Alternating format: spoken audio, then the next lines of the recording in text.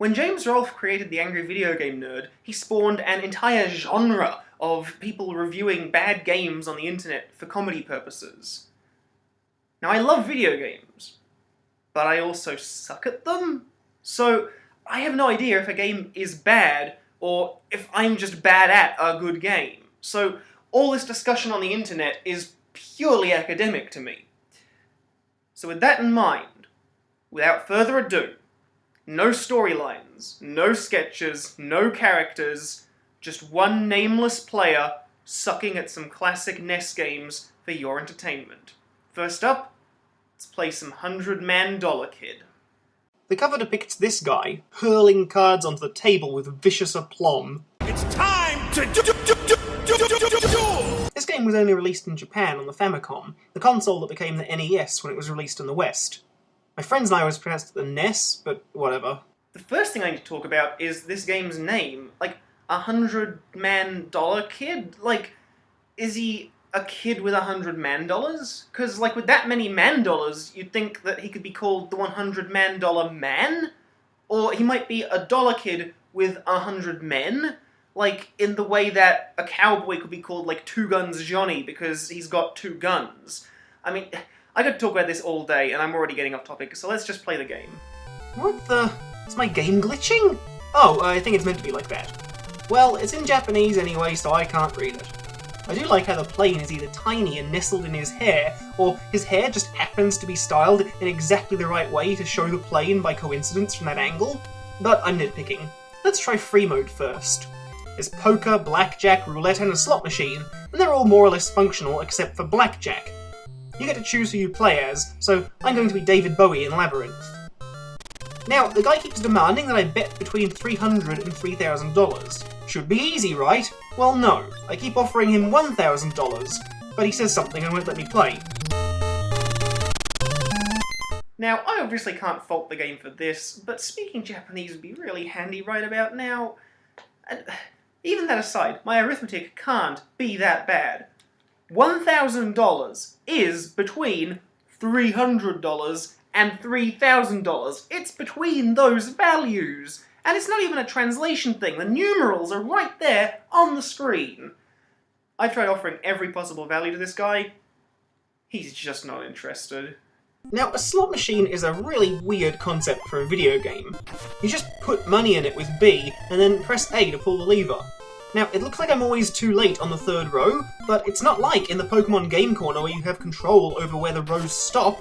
You just push the button, and then the game does it all by itself. You just put money in, pull the lever, rinse and repeat, forever. Now obviously, you don't win any actual money for playing this, so all I'm doing is sitting in front of my TV, just pushing a button over and over again, like an idiot. Can you imagine if this game was released today? I mean, here in Australia, there are all these discussions going on about whether poker machines are even legal, because apparently they have the same weird effects on your brain chemistry as all these illegal drugs.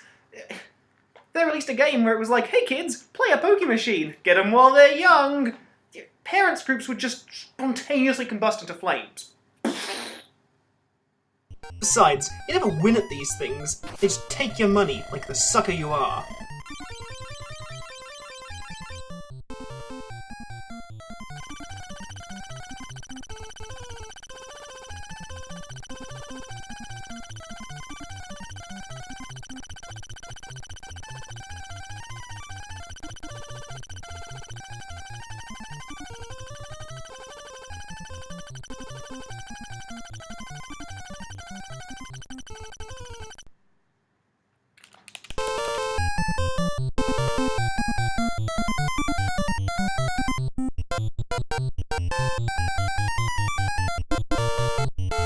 Let's try Quest.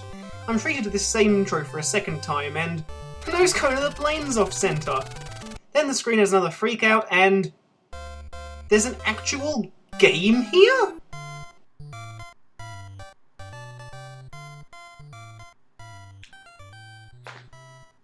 Quest is the one-player story mode.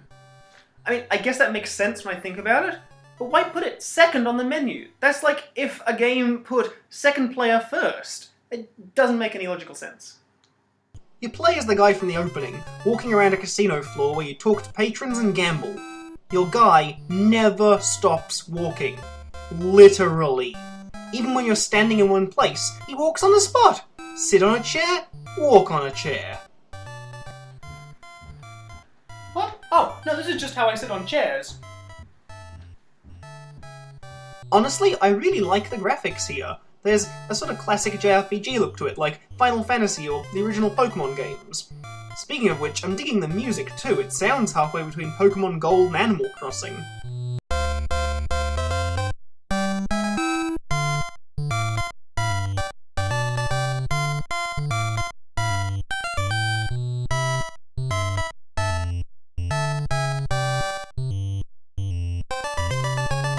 So, you go around talking to people and gambling.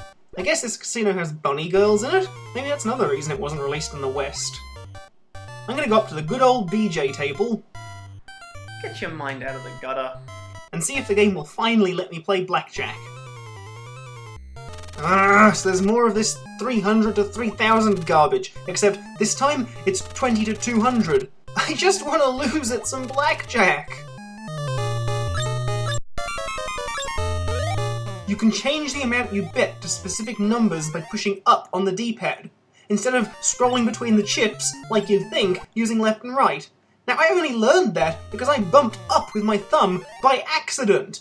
If I put in the exact amount, then they let me play. Well, I guess it was probably all explained in this text. Curse my dang Anglocentric monolingualism! If you push select, there's a select screen for other stages, which I guess is fitting, but you need to have made a certain amount of money from gambling to access them. Which is a shame, because I genuinely like to see the Mount Fuji stage with these graphics and music. So that's $100 dollar kid. We saw the dollars, we saw the kid. What I want to know is, where were the 100 men? They must be in one of the other stages, because there were only like 7 guys in that casino. Or maybe they're in the Western release of the game. That's right. When I was looking up a picture of the cover art, I found out that this game was actually ported over to the West under the title Casino Kid. The Japanese title apparently translates to English as $100 million Kid, which just makes me wonder, where did the word salad come from? Where did this jumble title come from? $100 Kid? When did that get attached to the game? It's not what it was called when it was translated to the US, and it's not what it was called in Japan. Where did this name come from? When did it stick to this game?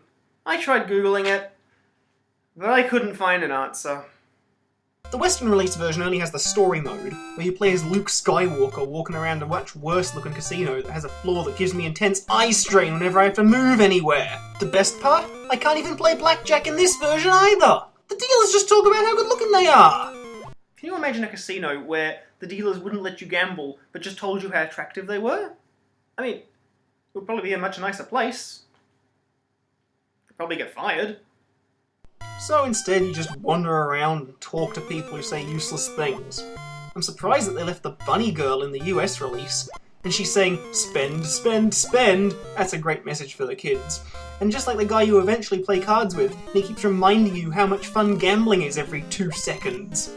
They even put in another bunny girl specially for the US release.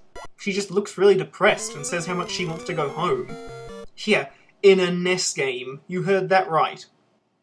Can we play later, honey? See, not even the prostitutes say anything useful. Wait a second. I just got propositioned in a NES game.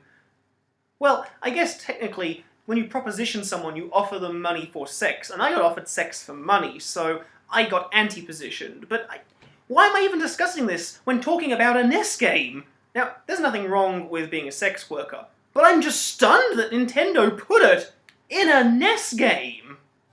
So, to review. You can't play any card games unless you speak Japanese, walking will make you have a seizure, but hey, kids, bunny girls and prostitutes and gambling is fun! If only there was some cheaper and easier way of playing traditional card games at home.